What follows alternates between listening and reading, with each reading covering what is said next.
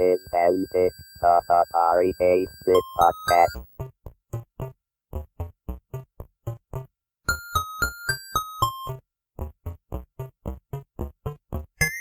What's weird is every now and then, and this is 40 years later, I still get a random email asking me for support for Sherlock or for SynFile, which is kind of strange. This is Antic, the Atari 8-bit podcast. I'm Kevin Savitz. Steve Ahlstorm was half of The Fourth Works with Dan Moore. Together, they programmed SynFile Plus, which was published by Synapse Software, and PaperClip, published by Batteries Included. The team also created BackTalk, a telecommunications program, and Sherlock, a disk sector editor utility. This interview took place on October 4th, 2016. I was going to San Diego State. I was a musician. I was in the middle of my senior year, and I got offered to do some studio work, to go on tour with some people. So I dropped out of college and became a professional musician for several years. Like I say, doing studio work, whatever. I ended up in Denver, basically because I went from San Diego to Denver to spend a few days with my girlfriend and just never left.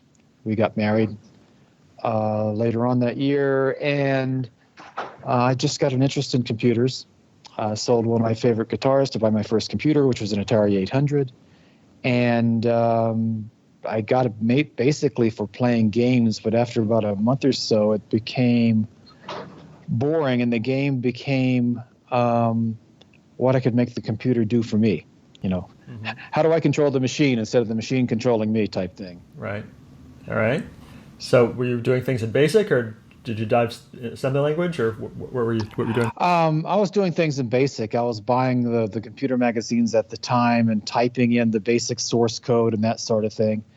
Then shortly after, I got interested in a language called Forth. And so I started learning Forth. I didn't need the basic cartridge. It was more interesting to me than dealing with line numbers, and so I started learning Forth. And is this when you got involved with the CompuServe Atari forums, or did that come later?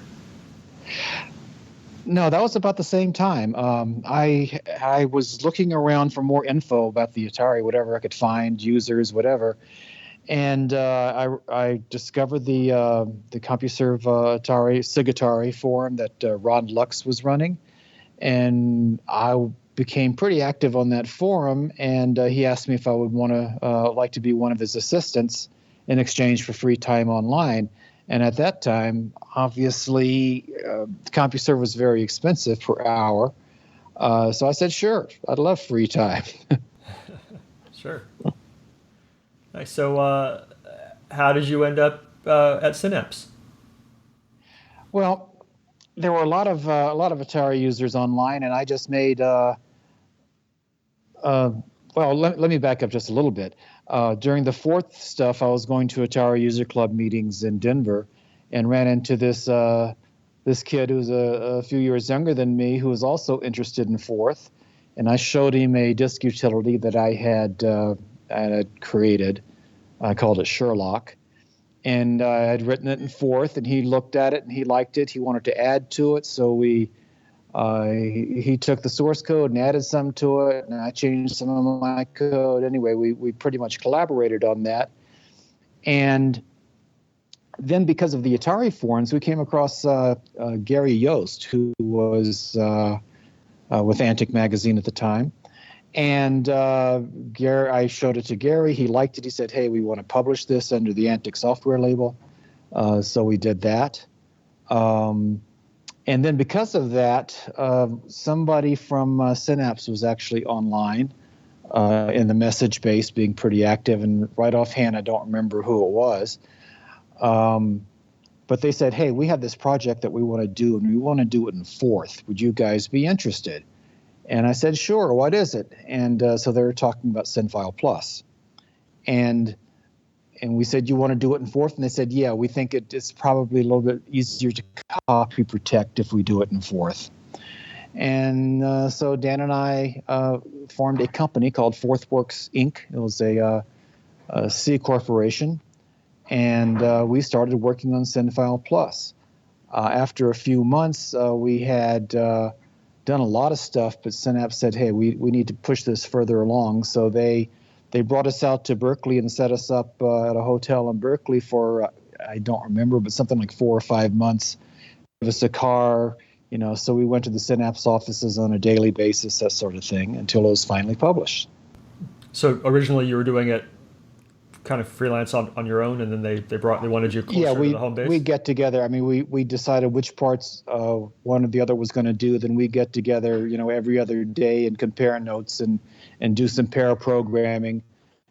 But it wasn't coming along as fast as Synapse would have liked. So that's why they brought us out to Richmond, Virginia, where they were near Berkeley. So why? I'm sorry, not Richmond, Virginia, Richmond, California. So why SynFile? Whose bright idea was it to make that kind of application? Was that something at Synapse? That was Synapse's totally. They decided they were known for their game software, and they were quite popular in the Atari community and the C64 community for games. But they thought they wanted to try to get into application software. They had a package of 3. There was SynFile Plus, which was a database manager, and at the time there was no relational databases for the Atari. So we Dan and I pretty much designed it on our own. The deal with Synapse is it was our design. They also had someone working on SynCalc, and there was a third product which I space right now. I don't remember what it was. But it was a package of 3 productivity packages, and eventually what they did was they actually sold exclusive marketing rights for these 3 packages to Atari, and Atari bought something like 50,000 copies, and they were going to distribute it. We even had a commercial in the 1984 Olympics, which is kind of interesting. But after the 50,000 copies was delivered to Atari, Trammell bought Atari from Warner Communications, and Jack Trammell refused to pay. Although he continued to sell, he just refused to pay. There was a big lawsuit. Eventually, I think it bankrupted Synapse, and they sold off their intellectual property to Broderbund. But that was basically the end of SynFile and the end of Synapse. Talk to me about some of the challenges in creating the first relational database for the Atari. Well, I mean, I didn't know anything about it. Dan was a genius, okay? I had a lot of contacts. I was so-so in 4th. Dan picked it up very quickly. He had gone to the Colorado School of Mines with a comp sci background, so he really knew what was going on. I was pretty much brand new to computers. I had just been playing with them for the year before. So he designed everything, designed how it was all going to work. We split up the work, so the stuff that I could do, I did. We ended up doing a menuing system with drop-down menus for SynFile Plus that hadn't been done before. We were looking at the early Macintosh and said, hey, we can do this in our program. It's not a system-wide utility, but we can make it look cool. So we did that. We tried to figure out in the 48K that we had, how many records could we get in, how we could save them out to disk, since we didn't have a SQL engine behind it, So there's a lot of things that we had to figure out. Most of that credit goes to Dan. So, and then what? You did the one program before Synapse was sold to Broderbund? Pretty much. And then because of the success of SynFile, and again because of SIG Atari on CompuServe, I came into contact with Michael Reichman, and he and I became good friends online. And he happened to be the president of Batteries Included out of Toronto. And at that time, they wanted to do an Atari version of PaperClip, which was their word processing program. But they didn't want it to be like the C64 version. They wanted it to be a totally different product, but with the same name because it had name recognition. There was also a language out at the time that was called Action. Sure. It was like a cross between, I don't know, Pascal and C. It was written by Clint. I can't remember Clint's name right now. At any rate, Parker. Clint Parker, yes. So Batteries Included had contacted Clint, and they had gotten the rights to use his line editor that was based in the language. The language came on a cartridge. So what they wanted us to do was to take his basically his line editor and turn it into a full-blown word processing system, and which is what we did. And it was written in 6502 assembly. And again, Dan did the lion's share of the work. I was more or less the guy making the contacts, getting the contracts signed, doing whatever I needed to do. I did some programming, but again, at the time I was new to programming and I wasn't very good. So a lot fell on Dan's shoulders. And so SynFile Plus came out. It became very popular. They asked us to do a couple of revisions to it to support additional memory cartridges for the Atari, support special features of the Atari 130XE. So we continued doing that. At some point, Synapse or Batteries Included had they were sold. I mean, I don't remember the details anymore. That was a long time ago. But at any rate, the intellectual property for PaperClip went over to Electronic Arts. And Electronic Arts had contracted us to do a PC version of PaperClip. And our goal was to make it very competitive with WordPerfect, which was the #1 word processor at the time. We started work on that. And then circumstances came up where Dan and I could no longer, we didn't have enough money coming in, basically because of the Atari not paying royalties to Synapse for SynFile Plus. We weren't getting the money that we had expected to support ourselves. And our company, FourthWorks Inc., just kind of dissolved, and we never did a finished product for Electronic Arts. In the meantime, I went on to found the Amiga forums on CompuServe and did a bunch of Amiga software down the line. Dan ended up somewhere in the Northwest. I'm not really sure. We lost contact with each other relatively shortly after FourthWorks broke up.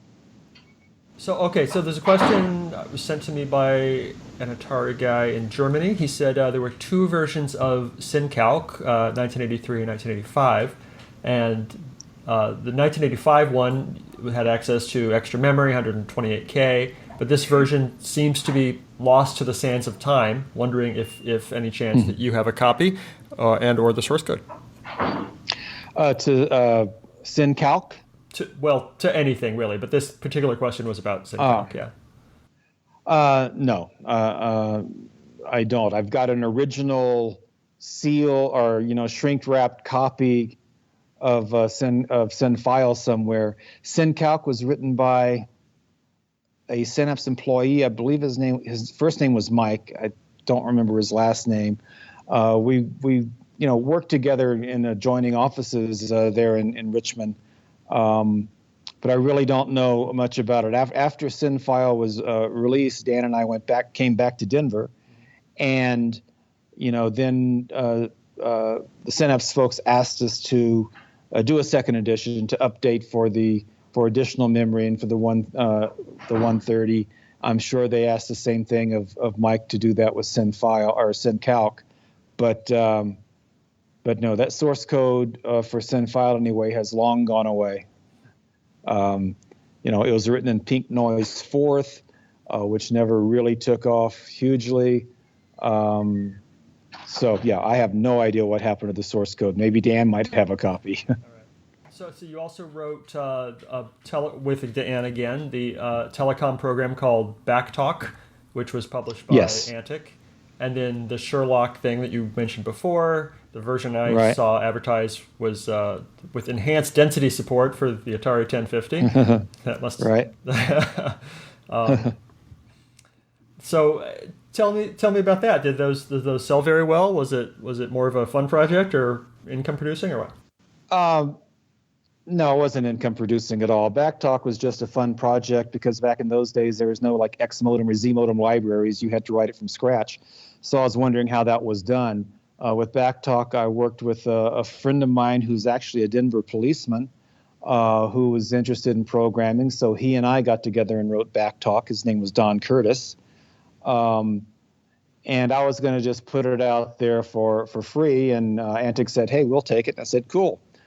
Sherlock, it sold maybe, I have no idea, maybe 2,000 or 3,000 copies. We didn't make any money off of it, but it was enough to get our name out there so people who knew who Dan and I were. What's weird is every now and then, and this is 40 years later, I still get a random email asking me for support for Sherlock or for SynFile, which is kind of strange.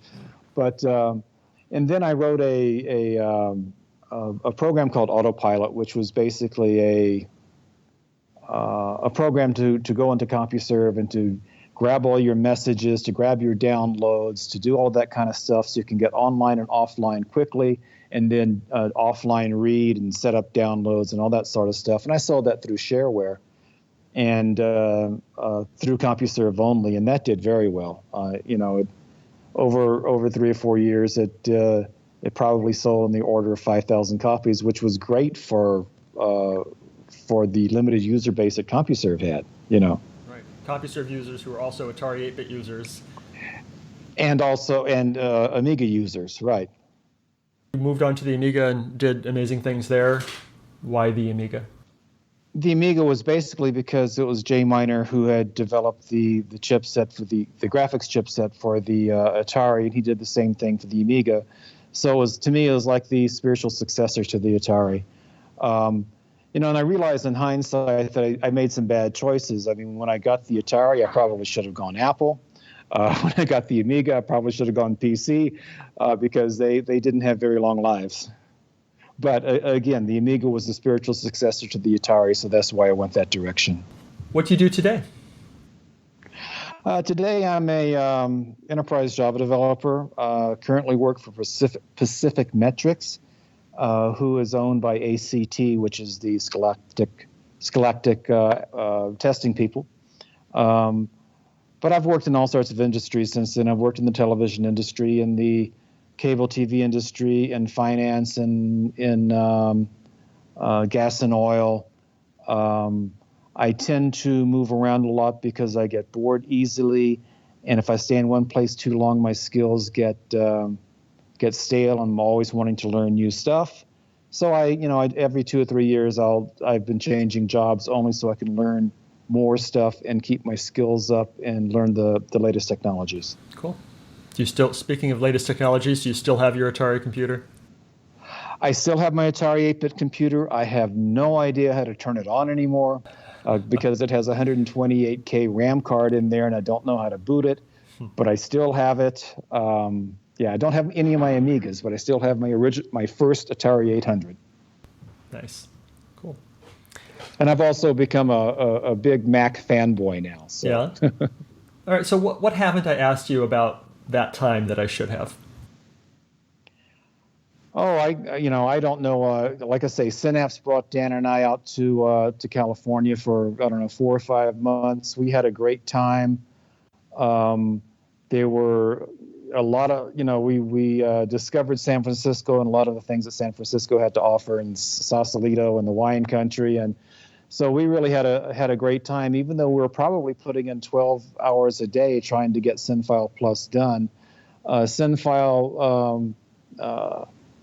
Synapse had hired an outside testing group to test it for us, and had hired a technical writer. So we constantly had things to do, and until they finally said, "Okay, let's get it out there. We'll keep working on it for the next edition, the next version." But they finally said it's time to release it. So, we had a great time. We also had a great time working on PaperClip. It was just a shame that we had the money problem with Atari. I felt that the Fourth Works probably could have grown into a nice software development house, but we just got to the point where we needed to live. I was married and had a 2-year-old son at the time, and we just couldn't continue. Had I been single and we were willing to, live like college kids, we probably could have given it a go, but it just didn't happen. If you could send a message to the Atari 8-bit computer users who still exist, and you can right now, what would you tell them? Oh, have fun with it. I mean, it was my first computer. I remember my very first hour of getting the computer. I plugged in Star Raiders, and I was playing, and all of a sudden I got this message on the screen that your computer has been destroyed, and I thought it was really my computer was being destroyed, not some message from the game. So anyway, I would tell them to have fun with it, boot it up every now and then, see if it still works. I have no idea where my BASIC cartridge is, but I'm sure most of the users are like me. We're getting up in years because it's been a long time. I think I got my computer in my first Atari 800 in the fall of '79, so it's been a while. That's right when it came out, too. Nice. Great. I think I have what I need. Thank you very much, Steve. Okay, thank you, Kevin. It was a pleasure.